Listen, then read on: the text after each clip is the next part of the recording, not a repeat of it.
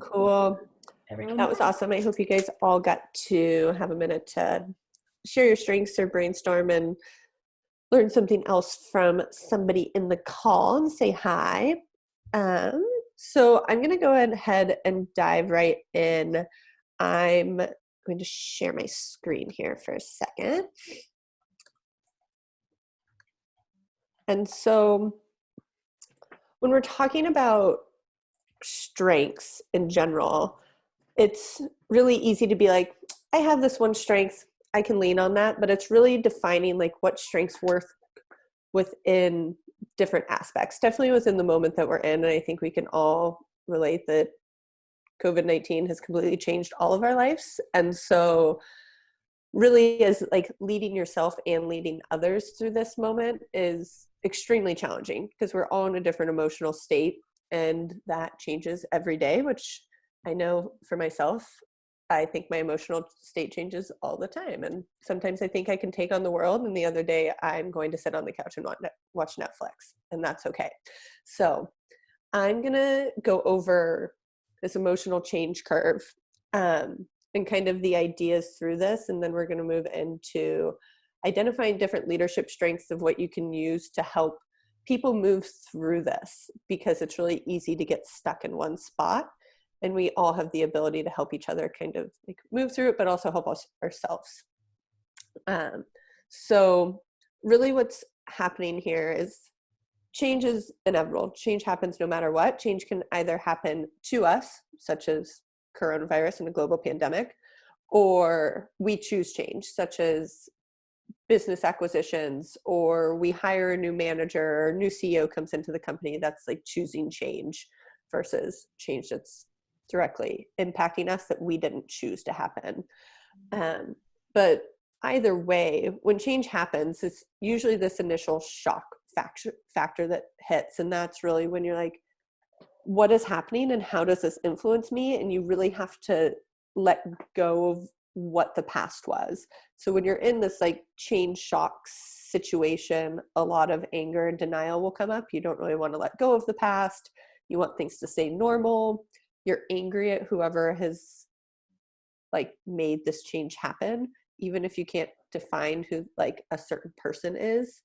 It's just the overarching shock, denial, anger state that you're in. And then you kind of move through this. And once you get through that shock and denial and you're starting to let go of things, you really move into this, like you blame yourself, blame others. I think depression sits here. Depression and anxiety sits in this little like valley pretty in a large way. And this is a really hard spot to be in because this valley can kind of suck you in, which I'm sure that some of us have felt over the last month. And one other thing to note is you can bounce around on this curve. Definitely, I think within the state that we have right now that change is happening to us is something's changing every day. Definitely for that like initial shock period of what was going on with like shelter in place happening and maybe being laid off from a job, or you had to lay a ton of people off. Like you kind of had to float back and forth. You accepted change a little bit and then you're put back into a new change. And you had to revisit that shock, denial, anger state, which probably puts you back into that blame state a little bit.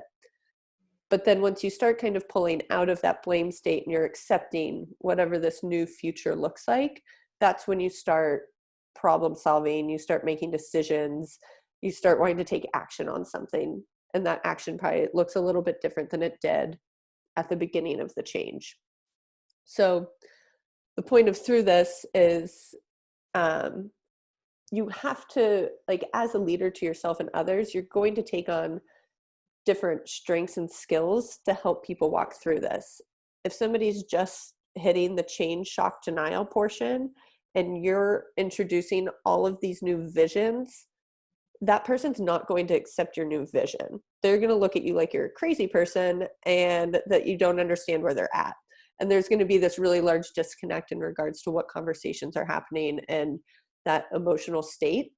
And then definitely in like that depressive stage, if you have somebody that isn't listening to you or letting you kind of like sit in the uncertainty and once again kind of like cheerleading you out to the other side, that's going to be really frustrating as well, because if you're in that state, you're usually not seeing a clear vision of what the future looks like. But then as you move to the end of it, you really need those leaders who are going to help you move forward. They're helping you create a clear vision. You're coming together as a team to create a clear vision. You're really giving and receiving feedback on a continuous basis and setting expectations on how to move to the next level. So that's kind of the change curve in general, which quick and easy description. Do you guys have any questions on that specifically? Yeah, cool. So what we're going to do is we're going to move through different leadership strengths, and we're going to put them onto this curve. So I have a few more slides that I'll go through, and then I'm going to pass it over to Maud, and we're going to kind of just all brainstorm together.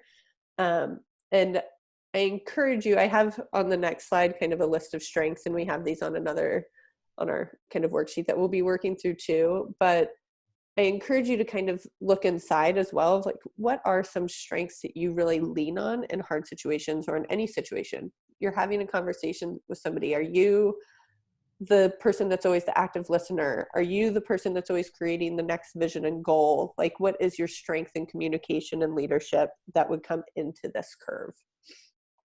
So just to kind of get your brain started on a few different leadership strengths, and this is straight up just brain dump from myself. So this does not cover all strengths. There's a lot of other things out there that leaders can do to help, but these are some of those core behaviors that can be seen to help people move through this emotional change curve.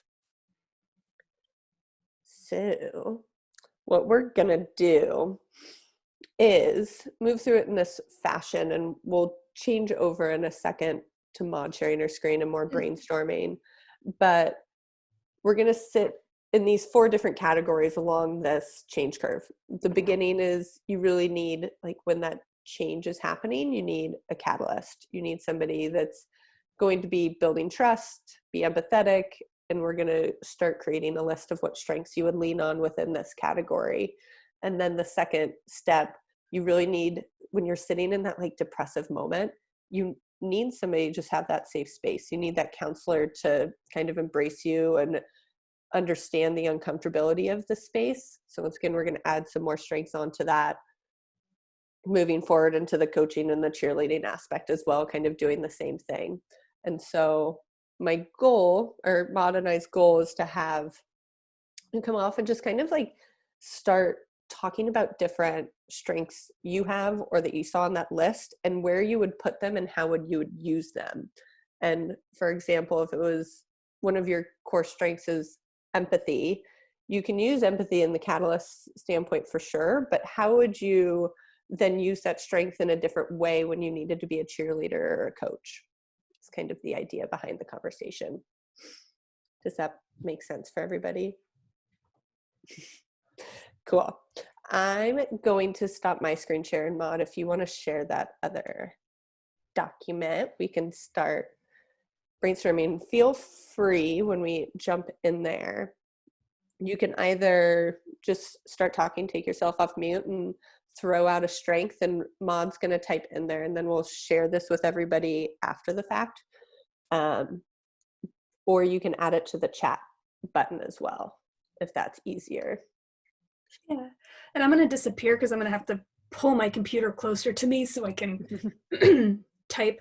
Also, just heads up, Morgan's laughing because she's noticed what I'm going to say. I am a horrific speller, so I'm going to do my best.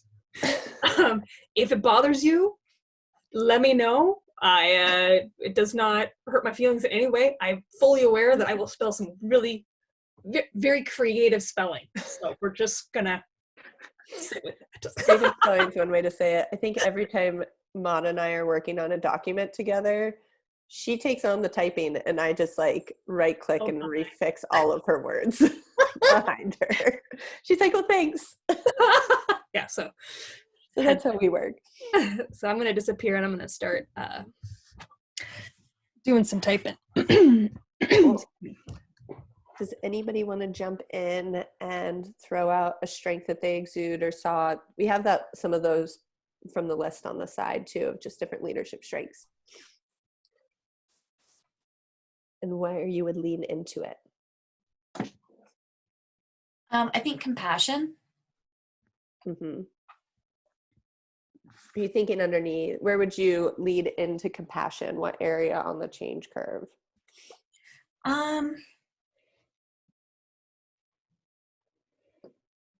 That's a good question. It can really fit into any of these, I feel. Yeah, I completely agree.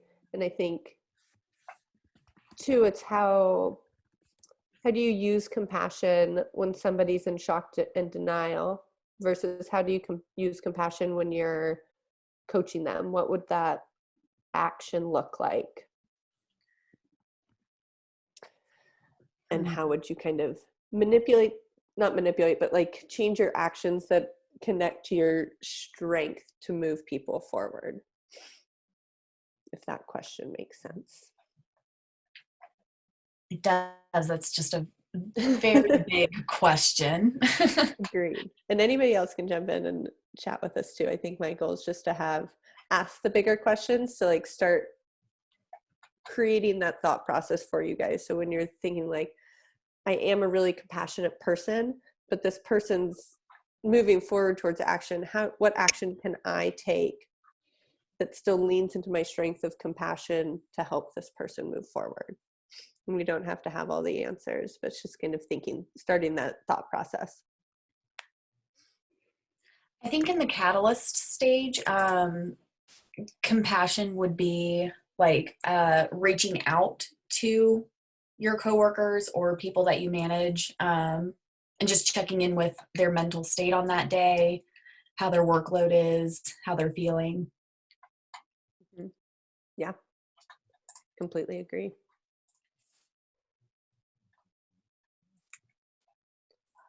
Does anybody have another one to add in? I think constructive feedback. That's one that I've had on my brain for several years with work. And like, I think constructive feedback on a social level applies to being, instead of, when a friend shares something, being aware of how you can, not shoot them down and not lift them up too high, but give them quality response so that they can learn and move forward. And I think the same thing's important in the workspace.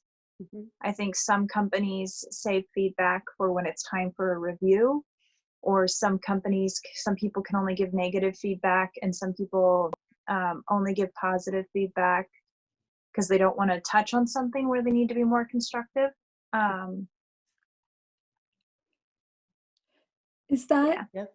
Felicia, which one would you see constructive feedback under? I don't want to make an assumption. I'd put it under coach or counselor, but I think it fits coach more likely. I mean, that personality would be better able to see how that would apply, whereas I think a counselor might feel more inclined to give positive feedback.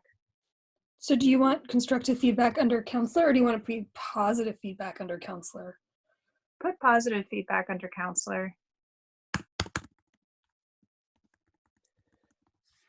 Yeah, I love that. I think one thing that brings up to me is, yes, we're talking about all of this in regards to like this change curve, because that's the space that we're in, but so much of owning your strengths as a leader that's going to help your teams or yourself or your friends or whatever you qualify as whatever you're leading. We have a lot of different varieties of where we lead, but how you can use that strength every day, even outside of these moments. So if you're somebody that's really loves giving feedback and you're really good at constructive feedback, like creating that relationship with feedback with whoever you're leading continuously, and how to kind of actionize, like asking questions. And I think that's one piece of feedback, is you have to have a lot of information to be able to give feedback from.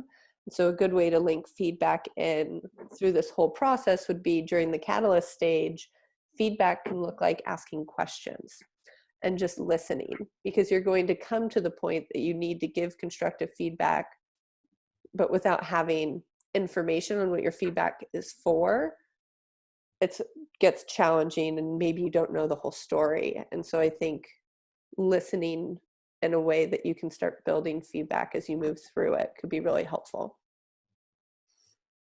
Yeah, I actually have constructive criticism was sort of the thing I had on mine too, and it's reminding me of something you just said too, Morgan, which is I feel like constructive, all of the things that could kind of adapt with the constructive feedback would be like listening and noticing.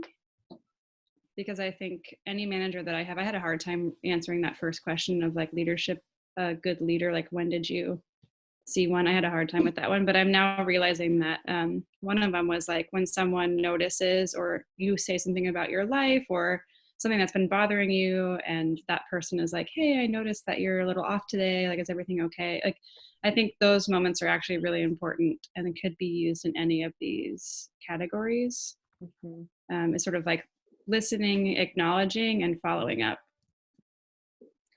Yeah. I think also that is an awesome way to pull people through this, right? Because if you have somebody that you're working with that's really stuck in that anger and denial phase, like your goal as a leader is to help move them forward to the future. You never want your friend, yourself, your employee to be sitting in like anger, denial, or the blame game, right? So how do you acknowledge and listen and then be able to take that information that you're gathering and use it to pull them forward? So that's awesome. I love that. Yeah, I think it could even, oh, sorry. Oh, I was just gonna say, did I put because I heard you say acknowledge, listen, acknowledge, follow up for each one. Is that correct? Yeah, I was actually about to just clarify. So I think for me, at least, and people can say it differently, but I think for the catalyst, like listening is one, for the counselor is acknowledging, for the coach is following up, and the cheerleader is, I don't know what the cheerleader would be for that. Celebrating progress, which is already up there. Mm-hmm.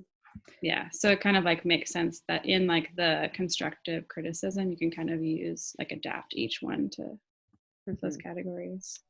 Oh God, I messed it up. Oh, there we go. I think I did it right. I need some coaching, guys. We got you. We're here to support you. You're doing great. Yeah. You got this. Lots of moving parts. Oh, yeah.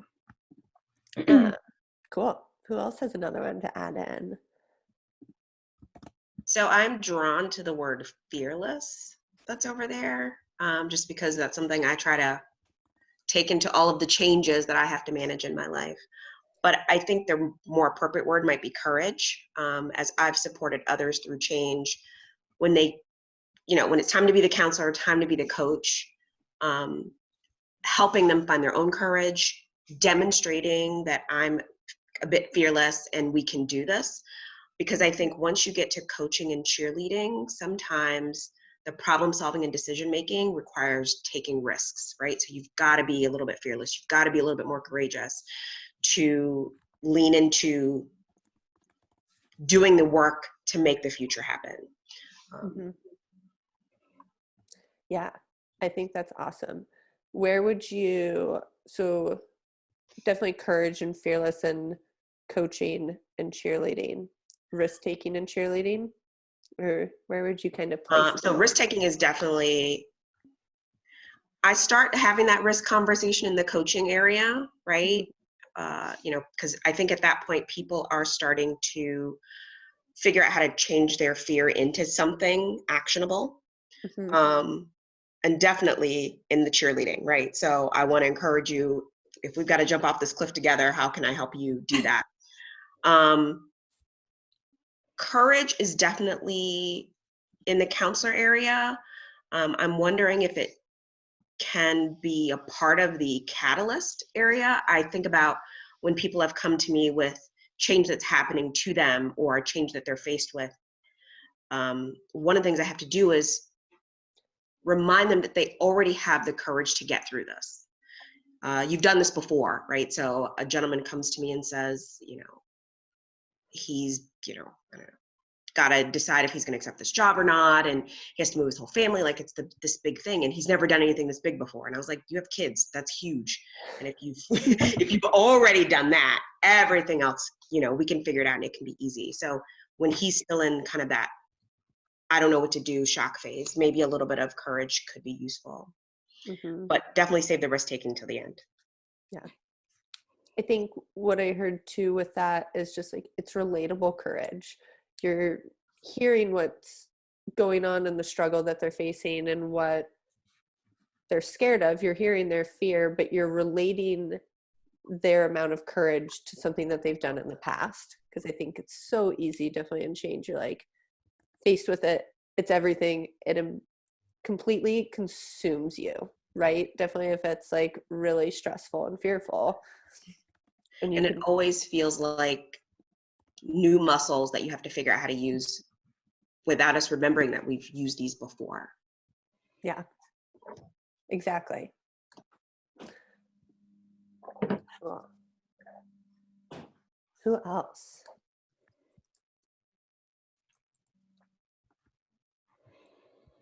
I guess I could jump in.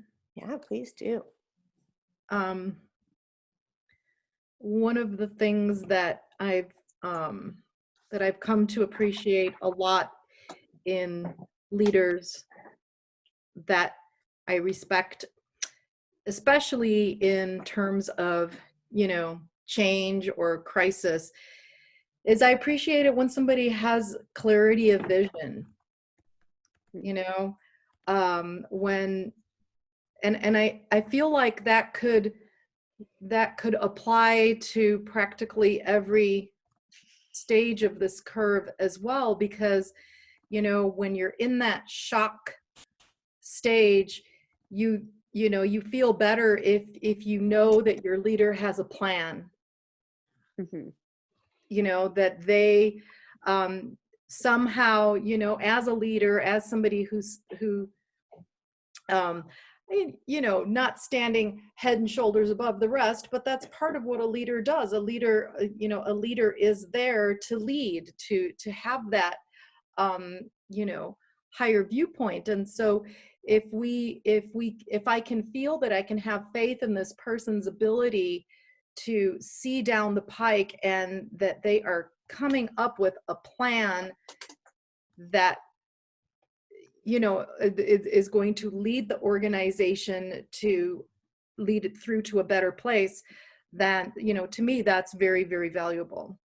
I have a question with that. So something that keeps coming up in conversations with a lot of people within this moment in time, and I think it relates to change in general, is even as leaders, I think there's a point in time where the vision can be really fuzzy and there's a lot of uncertainty around it. So what would you lean into at the beginning where you're looking for this clear vision, but also the transparency from leaders to be like, that might not be accessible at the moment. That clear vision might not be even attainable. Definitely, like, think back 4 weeks, like nobody knew we'd be right here. Who knows what's happening in the next month? What would you lean into for yourself, or what would you be looking for your leader to do in that moment to still kind of have the idea of like, I'm here with you, I'm trying to create this vision, but what does that look like at the beginning for you? I really like what you said about the transparency. I think, you know, right now, what the whole world is going through right now with everything changing so rapidly, like you said, you know, that's really important. I think it's important to, you know, communicate very, very clearly, and to also be, you know, be willing to be vulnerable with your people, and to you know, admit that you don't have all the answers, but you know, but perhaps you've built up this sort of you know, faith, you know, in your ability to judge, you know, to have sound judgment, and so on and so on, and your people have faith in your in your judgment and in your leadership abilities. So I kind of feel like, you know, especially in the type of situation that we're in right now, you know, it's easy to fall into a crisis of leadership when, you know, our leaders don't have all the answers that we all need right now. But if they can be clear with us, if they can at least, you know, say, you know, it hasn't gone as planned, but here are some more scenarios that we can work with. Here are some possible maps, and just be really clear about that and be human about that, and communicative. I think for me that goes a long way. Yeah. If I can add, I also think that this is a place where having a trusting relationship helps, right? Because if we've already built trust, or if you trust me as the leader, when I don't have clarity, you may still feel like you can follow me because you trust that we're going to get there. Versus if we don't have that trust in the beginning, I've been a poor leader to begin with. When things get fuzzy, you may be less likely to follow me because you don't trust that we're actually going to get anywhere. I know for me, I have felt like the lack of trust and communication in a leadership team has been exacerbated by this crisis, right? Mm-hmm. Those folks that I felt tenuous about how much I trust them, now when they send me emails about how great things are going to be, I'm not with them, right? So I think that would be a great thing to put into that catalyst phase, or even just prior to this, to help keep people aligned to your fuzzy vision throughout the beginning phases of the process. Yeah. Just, oh, sorry. All right, this is Hunter. I think that you're talking a little bit around honesty, and I didn't see honesty listed there. And I think I'd actually put honesty in the first two categories as a very important piece. Is about being honest about what is expected and what the change may or may not bring, if you know or don't know, and then being convincing that it's the right direction to go in. Later on, when you're doing, cheerleading, and I can't remember what the fourth category is, coaching. Honesty's great, but it's not as important as I think from the beginning. Getting your team to buy into the change before they hit the depression stage, I think is an important piece. Because I think we can all make it through if, and again, that's teamwork, if we're all buying into the change that we're going to make is going to be beneficial for us and for the company. I like it. Yeah, I want to be aware of time. So it's 12:53. So if anybody else has something to add in for the last few minutes, then we can all come back together. And I'm going to kind of go through a few things so you can own some of these and how to start using them in your day, but also define them for you. And I think kind of coming back to what was said earlier, and LT, what you said is just like, this is a long game. If you just think about like these leadership actions within this curve, there's more to that, right? And so how are you building these in outside of like this changing environment to start building trust? Because at this moment, kind of like what you said, everybody's true colors are shining. And if you didn't trust them before, there's no way that they're going to be your cheerleader moving you out of this change curve. And so a lot of this is like pre-work that unfortunately for companies in this moment isn't as much as an option, but for you guys is moving forward in leadership and kind of owning some of those leadership skills you can work on within this challenging space, but be able to remind yourself as you come out of it that those are traits that you want to own in everyday life, even when things are really simple. Like you're building trust, you're checking in with people. So when this does happen, you can actually be on their team as you move forward, which we'll get to. But does anybody else have anything else they want to add in before we move into that? Speak up if I'm putting them in the categories that you didn't intend initially. I'm just making assumptions here, so I apologize. Will you add Hunter's teamwork in there? Hunter, where did you want that one? Yeah. I heard you say it, but I don't think I heard it go to a category. Where would you put that for yourself? I think teamwork at the beginning is really important. Getting the team to work together for the change. Mm-hmm. Does anybody know how to spell vulnerable? I'll chat it to you. Rable. Wait, say it again. V-U-L. Vulne. Oh, somebody's really smart and chatted it to me. I can just cut and paste. You're a wonderful human being. Thank you. I saw you go back to that one a few times. It's complicated word. There's who knows? I couldn't get it. Thank you guys. Thanks for your patience. Cool. Anybody else before we, Mod, you can stop sharing the screen. We'll send this to all of you guys too. Cool. So one thing that I want to kind of send you guys off with an action that you can start working towards within this thought of like how to use your strengths to lead towards action is really the goal of our whole call, right? And I think one thing that you could do, and this can all be done in your own way because we all process and work through things in our own way, but I'd recommend going through that list and highlighting which qualities within that, which strengths you really relate to. So something that somebody said you might not relate to it at all, and that's okay. That's not going to be something that you like innately exude within your daily behaviors.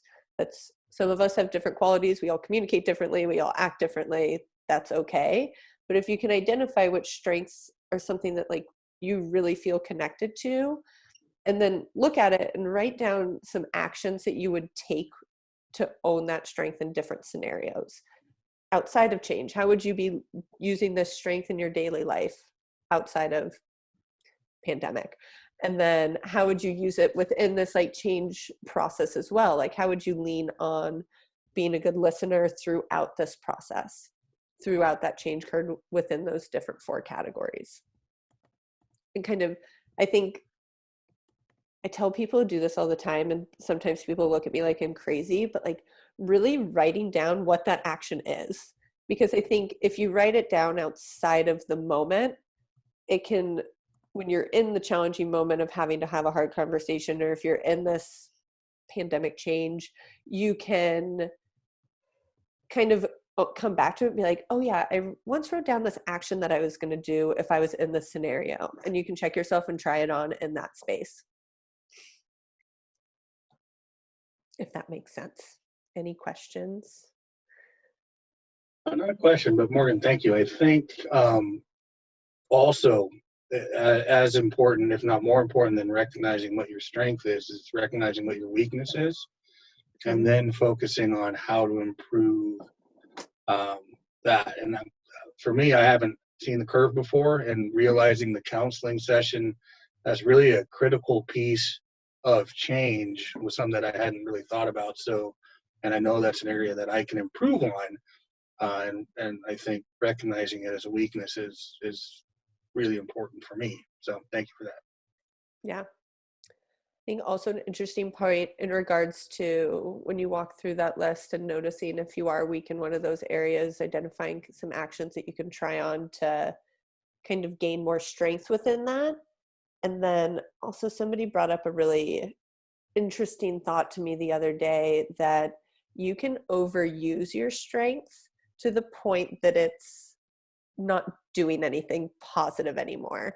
If you are somebody that's always an active listener and you're actively listening throughout this whole entire process, but not giving feedback and not communicating and growing within that, you're using that strength to like too much. Yeah, it's not going to have a positive outcome for them. And people are going to start to get frustrated with that. So noticing if you're leaning on something even too much. What were you going to add in? LT, I saw you jump in.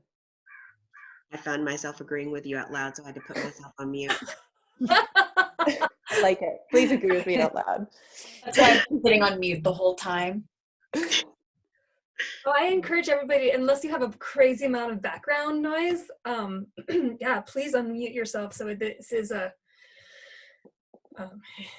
you know, so awkward. So we're trying to make it less awkward. It's hard to have big conversations, definitely in regards to leadership and behaviors on a Zoom call.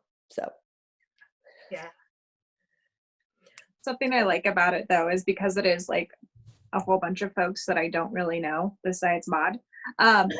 You can really just like tap into a side of your strengths and weaknesses that you don't always think about when you're re-going over this with your coworkers, with your teammates, with your friends and family. Kind of pulls my brain into a different side. that's cool. Yeah. I like that. Thanks. Cool. Well, we're right at 1:00, so I want to be aware of all of your guys' times, but I can stay on the call and answer any questions for you guys. I have a little bit of time. So happy to stay on, answer any questions or get any feedback if you guys have any ideas on how to make these calls more engaging or any topics that you're really looking to dive into. Maud and I are going to be continuing to build these out and growing this. So would love your feedback and input in any way. Before we go into that, Morgan, there was one piece that we discussed yesterday that I thought that you mentioned that I thought was really interesting and got my brain thinking is the ability to recognize where you personally are on the curve, and as a leader you may be standing a bit alone, and how to kind of help coach yourself. Do you want to kind of touch on that a bit? Yeah, I think, I meant to mention this earlier, but as leaders and as our own selves, we do really have to identify where we are. I know I've talked to leaders who are like, I'm at the anger denial stage, and like my team, I'm not being a good leader to them right now. So she had to really acknowledge where she was and identify what she needed for herself, because as a leader, sometimes you do feel really alone. I think the stats of like CEOs are the most loneliest, like on the spectrum, lonely individuals. And I think if you can acknowledge where you're at, you can help lead your team and be really vulnerable and honest with them. And so before even asking and like communicating, asking where other people are, identify what it is for you in that moment. Definitely within a space that we're in where it's probably changing every day.